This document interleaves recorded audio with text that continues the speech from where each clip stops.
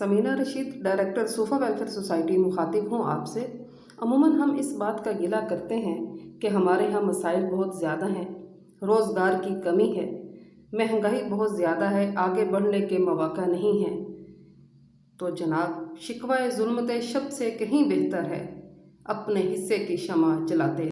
तो आइए आज देखते हैं कि वो कौन सा तरीका है, कौन सा अमल है जिससे हमारी नेकियां भी बढ़ें, हमें ढेरों ढेर फ़वाइद भी हासिल हों, हमारे ख़जाने में भी इजाफ़ा हो और माशरा भी तरक्की करे। असल मौजू की तरफ आने से पहले एक मिसाल देना चाहूँगी। हम एक तरबूज ख़रीदते हैं जिसका वज़न 5 किलो है।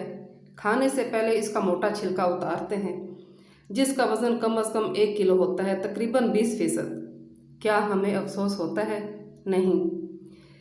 इसी तरह से बाकी फल और सब्जियों का अहवाल है। हम इन्हें छिलकों समेत खरीदते हैं लेकिन खुशी से छिलका उतार कर खाते हैं। ऐसी ही खुशी हमें अपने माल, अपनी अक्ल, अपने रुतबा की ज़कात अदा करके महसूस करनी चाहिए। ये पाकी है, ये बरकत है, ये आसानी है। माल की ज़कात से मुआशरे में खुशहाली आती है, अक्ल की ज़कात से फसाद में कमी आती है, रुतबा की ज़कात से बेरोज़गारी ख़त्म होती है और ये अल्लाह का वादा है कि जो दूसरों के लिए आसानी करेगा वो खुद उनकी मदद करेगा। खुश रहें, खुशियाँ बांटें।